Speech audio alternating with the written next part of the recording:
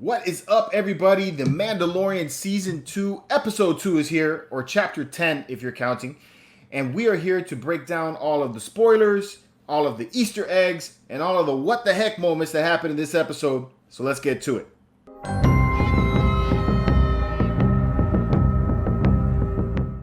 Alright, so if this is your first time on the channel, please like, subscribe, and turn on notifications so you can stay up to date on all of the Star Wars content. Now, with me to break down all of the stuff that happened in this episode is my panel of fellow bounty hunters. With me first is my main man, Seth. What is up, man? How you doing, bro? When the beat drops. I love this shirt. This is like the greatest shirt ever. Doing good, man. Excited to talk about this episode.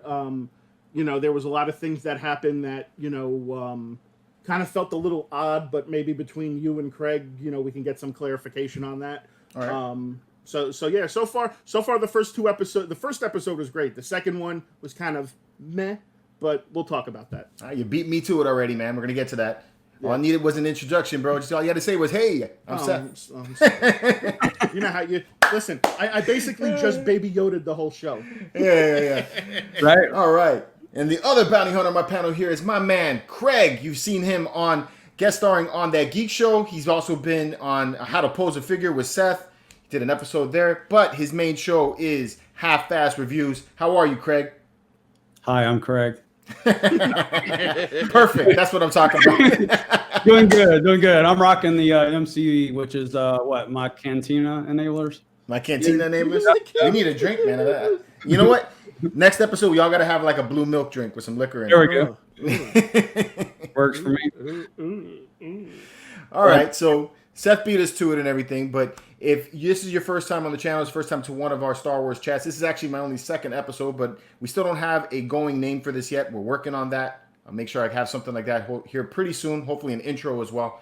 But again, if this is your first time to one of our chats, we are going to be breaking down spoilers. We're going to be talking Easter eggs. There's going to be a lot of stuff that we're going to be talking on this show that you may not want to see if you have not seen the episode yet already. So if you haven't seen the episode yet, get out of here, go watch it, and come back when you have proper clearance. All right? I have spoken. All right. You need to have that graphic come up that goes, spoiler alert. Wah, Yeah. wah, wah. Yeah. This is the way. All right. So before we get into it deeply, I mean, and Seth, you already brought up your point on it, but I guess we'll go on to Craig. What did you think about this first episode briefly? Good, bad? What's your thoughts? The first one or the latest one? The latest one. The latest one.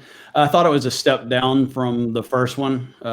If if we had been doing this after the first week, man, this is going to be killer.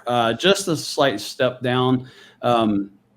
As I said, when we were messaging back and forth, it was just off a little bit to me. And some things I could put my finger on and some things I couldn't. It was good, It was good?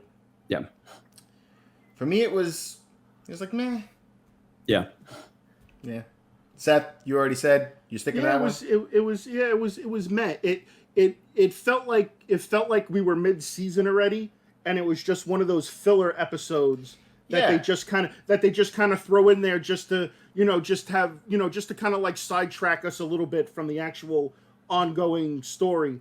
And I to do that like in the second episode of the new season was just kind of like, wow, really? It's like, you would like to think that it's maybe building up to something, but it's hard to compete with after the first episode was so action-packed and so in your face, and the story they were telling was really good, and then now to just kind of like pull back from it a little bit and kind of have like what we were joking about, this side quest. So it's right. it's like we're getting a little bit of a detour, but again, I think it was still too early in the season to do something like this. I was thinking maybe they would do something like this maybe around between like episodes maybe like 4, 5, and 6. Yeah. Maybe. Personally, go ahead, Craig. I was going to say that may be exactly what my problem was that, is set up, here's the plate set, and then left turn, and I think that, like the entire thing I was going like, what are we doing? So that's probably mentally why I was struggling with it. Right. For me, I feel like with as little episodes as we have in a season, you don't have space for filler episodes in this. You know, I don't like filler episodes. Yeah, because Right. what? It's only a 10 season. It's only a 10 season. It's only 8. It's 8. Yeah. Yeah. it's even less. So you got to think all the information and everything that they've got to cram into into 8 episodes. You know, like you said, there is no time for filler stuff. You've got to keep the story perpetually going. Right. Yeah. All right. So this, if you guys missed the last episode, I was on it by myself. I was talking to you about the first episode. It was epic. Mando goes out looking for more Mandalorians, and to find Jedi, and then that leads him to a town called Mos Pelgo on Tatooine, where he finds the legendary armor of Boba Fett, which I thought was pretty dope. He fights a crate dragon. It was really cool. It really felt like a video game, in my opinion. It's because he beats this huge level beast monster in a cave, and he ends up with the gear at the end. So yeah, you've unlocked Boba Fett's armor. Congratulations, you have now reached level 2. That's how I felt. I was like, this is so cool. And then you even had his minions, his crew end up with the crate dragon pearl, so they were able to go get themselves a bag load of credits afterwards. So I thought that was pretty dope. Yeah. So it ends off with him venturing out into the desert against the twin suns. We get to see the first reappearance of Boba Fett at the very end, and then it kicks off on this episode. So it starts right off where it left off, with him traveling through the desert, and he gets jumped by some bounty hunters who are coming after the child, I'm assuming. And then Mando quickly dispatches them, and then you have a really awesome death by jetpack, which I thought was great. That kept me cracking up. Yeah, that was hilarious. I loved it when he was like holding the knife to like Baby Yoda. He's like, "I'll do it." He's like, "I'll cut the bastard. I got him. I'll do it." Yeah. And then it's like he's like, "Hey guy, just kind of calm down, take a deep breath." It's like at one point you were like almost waiting for him to like go to his wrist guard and shoot like one of the whistlers. That's what I thought would happen. Yeah, that's what I thought was going to happen. But the thing with the jetpack made it even way better. Way better.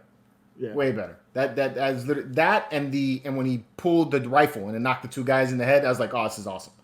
But the way that episode started, did you guys think we were going in a different direction? Like, what did you guys expect when you saw that beginning? So I thought that was like Boba's henchmen were trying to take him out or whatever, and he was going to come stepping out at that point, and that's, like I said, we left turn there. So, right. So I don't think it was Boba's. See, like I kind of agree with you that that I thought we were going to see somewhat of the emergence of Boba, like maybe like all these guys were coming at him and he couldn't fight them all off, and Boba Fett comes out of nowhere and helps him defeat all these bounty hunters. Mm-hmm. And I thought that obviously that would have been the best way to introduce him, but clearly that didn't happen. I think that was actually a wasted opportunity to possibly reintroduce Boba Fett and have those two interact. But again, going back to what you were saying, it's like we have Boba Fett, you introduce him at the end of the first episode, and then you don't see anything from him this episode.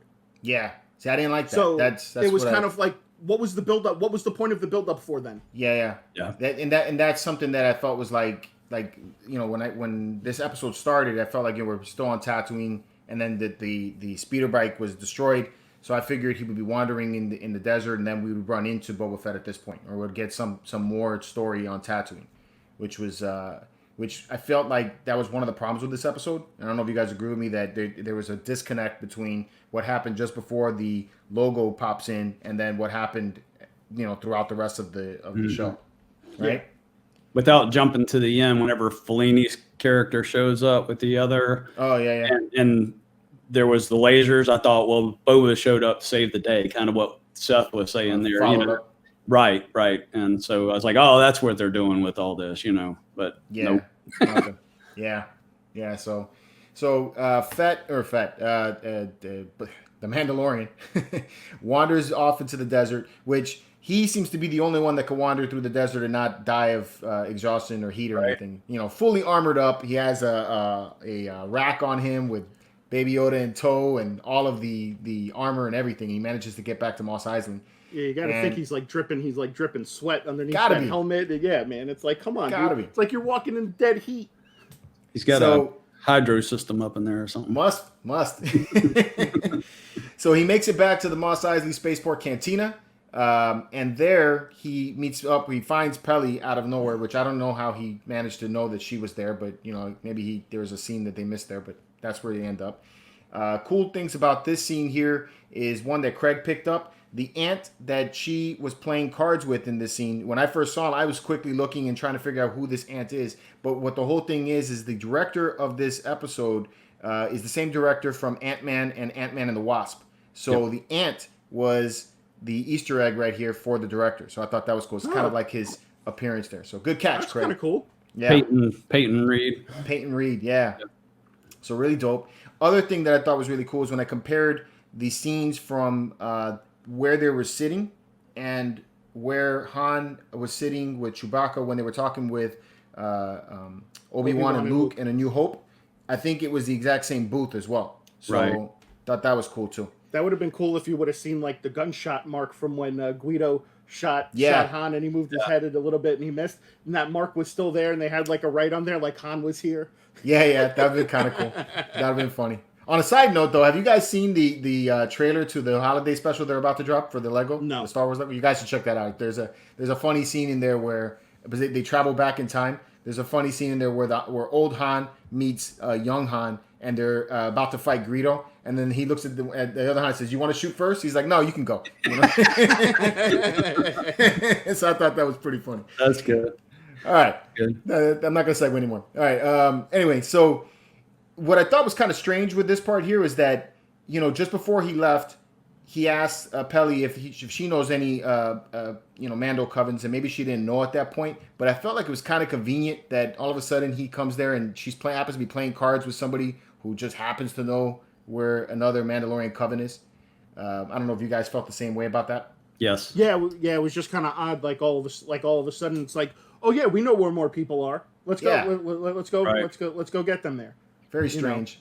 There's no consistency with the storytelling. Telling it in bits and pieces. That's why a lot of people didn't pick up on that. So. Yeah, I didn't think that was all. And then the other thing too is I felt that Peli and Mando were kind of out of character at this point because I feel like Mando probably would have, if you tell me that you know where other Mandalorian are and I'm a bounty hunter, I'm a badass like him, my first thing would be is let me pop a gun and you're gonna tell me right now, and he's throwing money at her, and then Peli is being kind of like she's swindling Mando out of money, and he's cool with that. I'm like, right, thought that was kind of whack too. So that leads him back to the spaceport. Another Easter egg here is the treadmill or the tread weather. No, what the hell's the name of that droid? The Wed 15 Treadwell. Treadwell, yeah.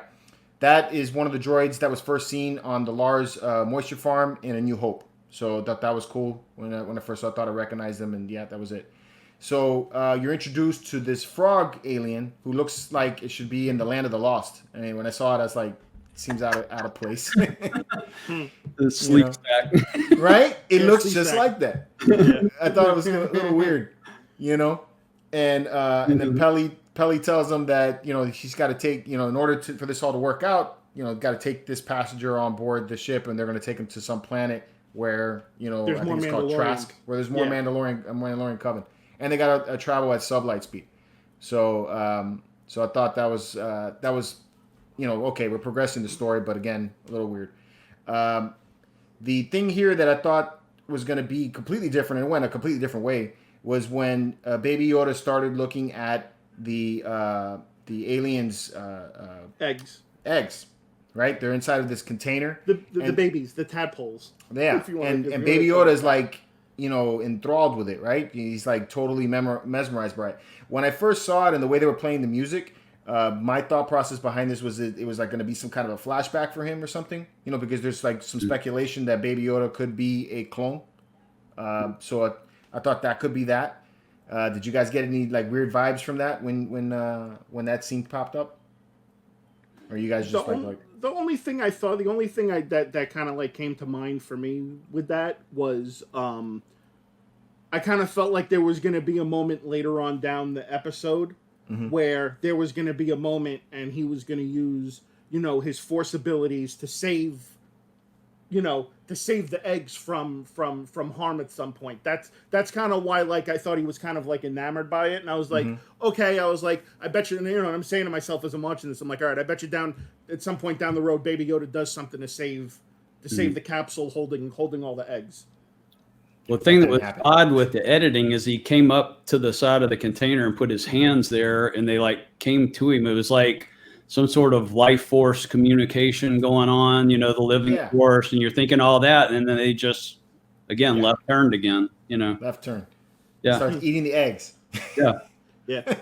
So for those of you that thought Baby Yoda was all cute and adorable and lovey, this is the episode where Baby Yoda went full dick. Okay. He went full dick mode. He went full on dick. He was eating those eggs. That little rat son of a bitch was eating those eggs, and you could clearly see he had no remorse, no qualms about it whatsoever. He was like, "Man, these look good." It's like, and of course, Mando coming in, being like the dad that he is, he's like, "No, you can't do that." Yeah. And he's like, I don't know what you're talking about. Right. Yeah. When he only took the one. Yeah, when he only took the one, I was like, okay, she won't notice. She's still got like 12 in the container, right? Yeah. But then, he's like, he continues to eat them throughout the episode, and you don't see any reaction from this, I'm gonna call it the frog lady. Frog lady, you don't see anything from that. He was going ham. He was going ham on those things, dude. Yeah, he was. That was funny. There was one point she looked at the container. I was like, she's doing a inventory there. Yeah. And she never brings it up. So I thought that was strange too. You think that nobody could understand what she was saying. Nobody could understand what she was saying. So how could she really bring it up? Yeah.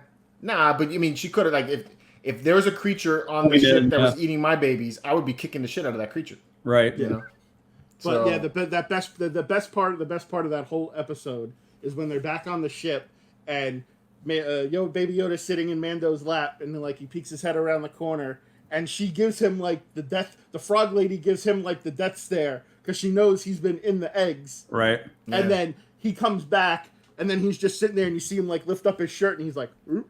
Yeah, got one more. I was like, what a little shit. Yeah. Yeah, man, that was funny. So they have like a quick nap on the ship, and then they get interrupted by the X-Wing pilots, which Dave Filoni reprises his role from the last season, which I thought was cool. This scene here with the chase, I thought was dope. I thought that was probably one of my favorite scenes besides the death by jetpack.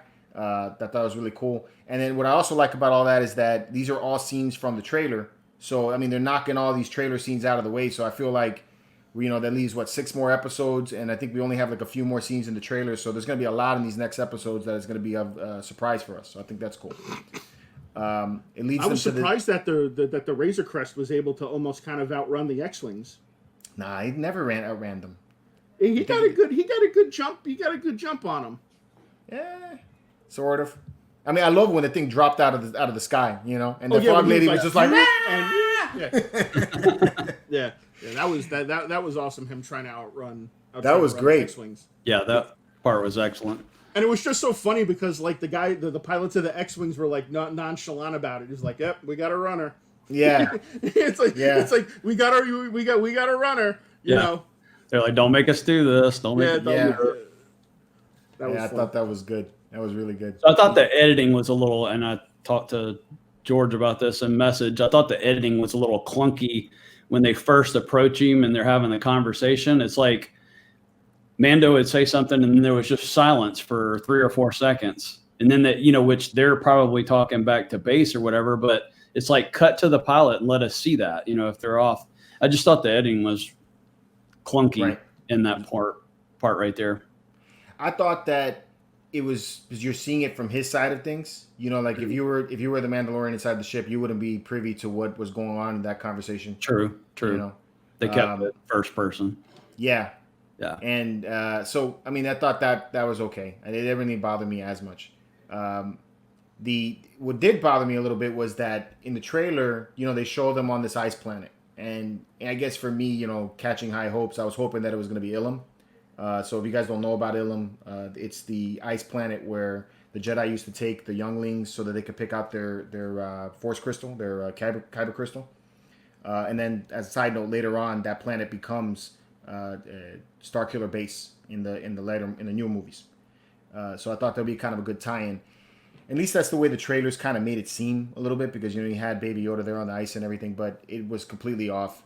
Later on, if you catch a scene where he's firing up the ship, to get started, it actually shows in Arborish the name of the planet, and it happens to be the exact same planet that they started out the entire the first episode with, where he went to go capture that first bounty. It's the same ice planet. So they land there. And this is also some weird stuff that I think that they threw in that just doesn't make sense.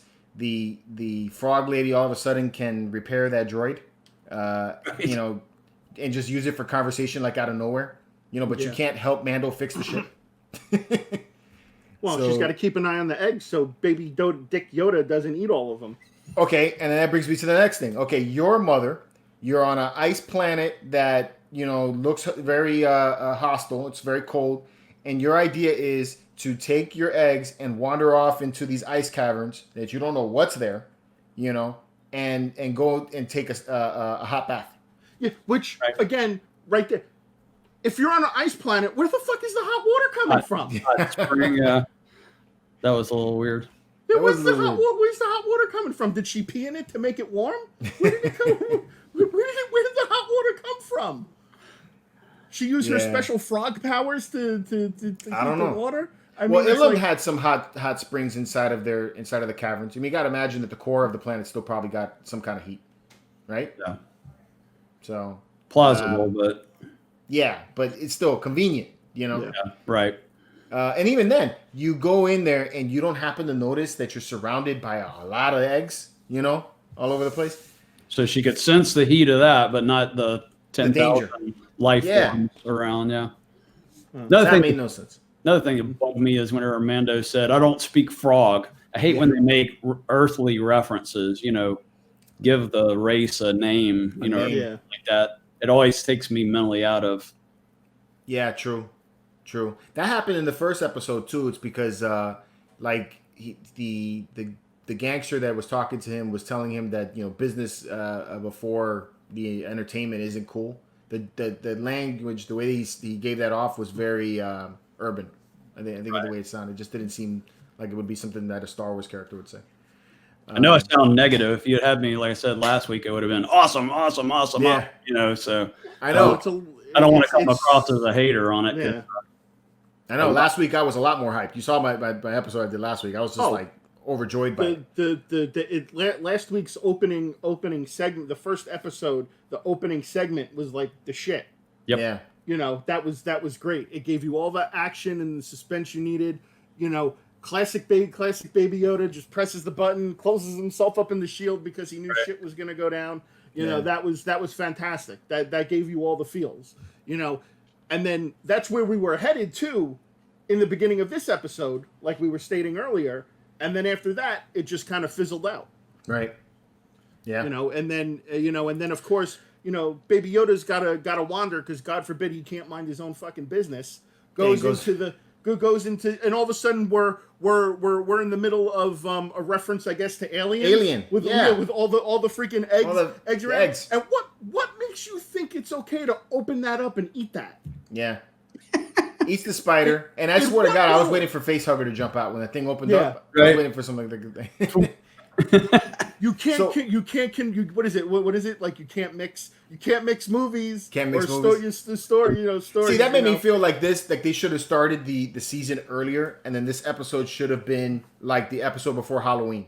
Because the spiders were creepy as shit. I got an arachnophobia thing, so it's like for me, I'm seeing this thing, and for me, it was creeping me out that these spiders were coming out. The spiders actually are from Ralph McQuarrie's concept art. They were actually supposed to be in Empire Strikes Back on Dagobah. So that was kind of cool that they brought those back. But these spiders, and then the other thing too is that the spiders coming at him in the cave, the big one. Craig, you brought this up with me when we were talking about it. It reminded you of Lord of the Rings. Yeah, Shelob, and especially when it was over the top of him, and trying to crash down on him. I was like, we've seen this. Yeah, exactly. So the spiders chase him back over to the Razor Crest. They infest the Razor Crest, which I don't even know how Mando managed to get himself up the ladder when those big ones were coming at him. Is why wouldn't one just stab him in the leg and pull him down? So they get into the cockpit. The big one comes down, destroys the cockpit, and then they conveniently get saved by the X-wings. They just found them out of nowhere. So there's a lot of convenience in this episode. I feel. So you guys felt the same way about that too, right? Absolutely. Yeah. Yeah, the best part was the interaction afterwards with the two X-wing pilots and Mando. Basically, like, we didn't see anything, you didn't see anything. Like, we weren't here, you weren't here. Let's just go our separate ways. Yeah, that was a good exchange. Yeah. Well, it was cool too, because it referred to that episode in last season. Yeah. So I thought that the prisoner, I think, is what that episode was called. Right. Yes. Right. Yeah. So that was a good exchange right there, and then but yeah, the whole spider thing I think was kind of too much. Yeah. Yeah. Like I almost thought like when they started going into the caves and everything. Now, obviously, I know I'm gonna catch a lot of flack, and I really don't care, but I thought that when they were on the ice planet, like I thought they were on Hoth. You really thought they were on Hoth? I thought they were on Hoth for a minute, and like when they were walking through the caverns, I was expecting like a Wampa to come out. See, that would have been cool too. I would have been all right with the Wampa. And I was like, oh man, I'm like, to me the Wampa would have been way cooler than the spiders, because the Wampa actually has appeared in Star Wars. Yeah. These spiders are new to me. I don't know if you guys know about those spiders. No, like I said, they were just concept art. Yeah, they actually never made an appearance in the yeah. show. So to me, a Wampa would have made total sense. Yeah, no, that would have been kind of cool, and then it would have been another Easter egg to throw in there. That would have been dope. Him fighting off a Wampa would have been awesome. Yeah, that would have been pretty cool. Yeah, we got spiders. Right. And then, so what did you guys think about the ability to repair the ship? Go ahead. Oh, sorry. The budget wouldn't allow us. We couldn't afford a Wampa in the budget. A Wampa? I think the Wampa would have been less. I mean, the CGI that went into those spiders must have been something else. Extensive, yes. Yeah. They're paying Pedro Pascal too much money, so they couldn't afford the Wampa. What'd you think about the spider attacking the ship, and then all of a sudden Mando's ability to seal the cockpit? Like what? Windshield's fixed. All of a sudden. Like, where did he get the glass? It was like, what was it? Like Batman shields. Yeah. Yeah. That was one where, what I again said to you is, if I spend the entire episode overanalyzing or analyzing or what this, then you've lost me. You've taken me out to headspace. Like the first one, I wasn't going. I mean, occasionally I'd go, oh, that was nice CG or whatever, but it wasn't like I was hung up on it going, that didn't match, that didn't make sense. I wasn't in that side of my brain. I was just enjoying the show. Yeah. So whenever you get me in the over analytical thing, editing, continuity, etc. Yeah. No. Yeah, same here. Yeah, there was just way too much inconsistency with this episode. I think that's what it really was, more than anything. So, well, I was really hoping for more on Tatooine, I think is what it is for me. So, then you end off this episode with the ship, being able to take off. I don't know how the hell you got which is hilarious, because you see it like flying away in space, and it's like, listening. It's like, it's like trying to like keep its balance and and whatnot. And he's just like, all right, guys, let's go take a nap. Yeah. It's like come on, dude. It's like, do you honestly think you would be able to sleep comfortably knowing that your ship could probably fall apart in any second?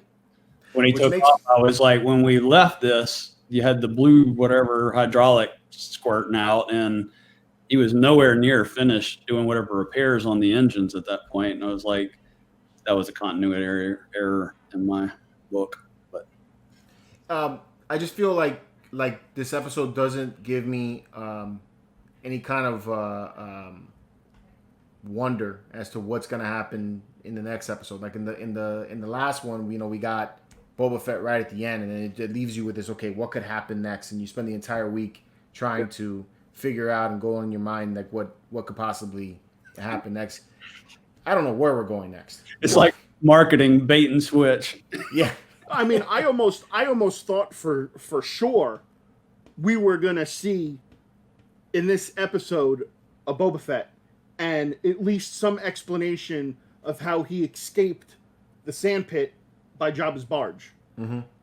That's what I thought was going to happen this episode. You introduce him, you give him maybe like you have him run into Mando, and then he maybe tells Mando about like where he's been and how he lost the armor, and then it goes into like the flashback of what happens after Luke and Han and Chewie basically destroyed Jabba's barge, and then from there, Boba won't be back until episode 8.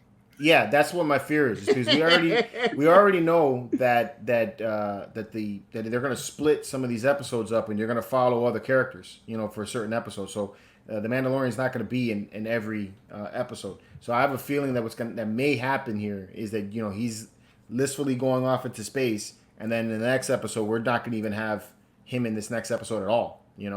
Oh, so you're thinking next episode might be the Boba Fett flashbacks? No, I think next episode may follow either Cara Dune or one of the other characters. Because they're going to have episodes that are just for them alone. And then we'll, catch up with Mando when he's finally, drifted into whatever planet he's going next. Yeah. So, yeah, that's kind of like what I'm hoping doesn't happen, but I'm thinking may happen. Yeah, what do you guys think may happen next? You guys got any ideas? I would hope that they obviously, while like you said, like they're floating in space right now, going to the frog planet or wherever they're taking this person. Trask, the planet of the frogs. The planet Trask. That's what they call it. The planet Trask. The whole planet is lily pads. Yeah. Well, that's something that I read also that could be a theory too. Is that it's a frog obviously, so it needs water. They're talking about that they may end up on a planet like Mon Calamari or Mon Cal, I think is the name of the planet, where you would get the Mon Calamari, which is what's his name, Admiral Akbar's species, right? It's a trap. It's a trap. And so, Karen. And yes, so it's possible that we may see that, and that may be what we saw in the trailer where he's like on that boat, Yeah. And right. so that may. So that may lead us to something like that, which is where we might find they're speculating that the female character that we saw in the trailers is Sabine Wren. So we would get more Mandalorian, and it ties into Rebels and other things. Right. So which that would be cool if they start tying all these shows together, somehow. I think that would be really cool. But as far as next episode goes, I think now that you brought that up, it's got me thinking. I don't think we're going to see a Mando next episode. I think next episode, I'm hoping the next episode is the Boba Fett backstory episode with what happened after Jabba's barge.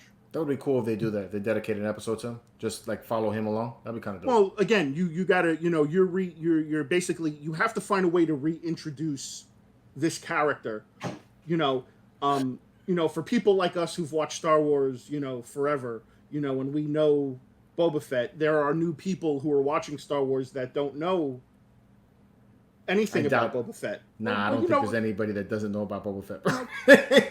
He's like, still, even to this day, is still like in the top 10 popular Star Wars characters. Regardless of facts, there might be a few people out there that don't know who Boba Fett is. So they might want, so this is a good way for them to reintroduce him, tell a little bit of the story, and then find out, obviously, where he's been this entire time. I think they should have at least one episode dedicated to that. And if you're going to do that episode, I think next episode should be that one. Because, again, you've got the Mandalorian now traveling off in space. Who knows? And they're traveling at sublight speed, which is not light speed. So, obviously, it's a lot slower. I didn't realize the galaxies had speed limits. Just saying. So, But yeah, I think next episode should definitely be the filler episode where they bring Boba Fett in and show everything that happened, especially because I guarantee he had to wind up getting out of that pit and then being found by Jawas. Then that would explain how the Marshal got the armor from the Jawas, like he stated. So I think that would be an interesting episode to see as the next one. And I'm more than likely probably going to be wrong because nothing I say ever comes to fruition. So, Craig, what do you think, man? Did you post today, George, that they're contemplating or green light on a Boba Fett spinoff? Spinoff, yep. Yeah. So, and again, I can't remember if it was you. I just remember reading it. They were saying that they may save that backstory stuff for that. You know, there may be like a mention that whenever they finally meet, you know, he may just say, or they may not address it at all, and then save it for that spinoff. The show's going to be called When Bounty Hunting Goes Wrong.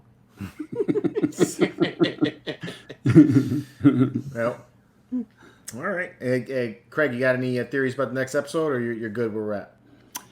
I would have told you this one was totally different after what ended with the first one, so I have no clue. I assume they're going to go, you know, to what you said with the water deal. The Jedi that you were saying there, that scene seemed to be like on a dock area or whatever, so that makes sense to me, you know. Right. All right, cool. So that's it. That's what we got. I can't wait for next episode. It's because I need something better than this episode. So we got a week until that happens, and we will be back with another recap when we get finished watching that. So definitely tune in for that. So thanks, guys, for joining us for this episode. Remember, guys, keep it marvelous, and until next time, may the Force be with you.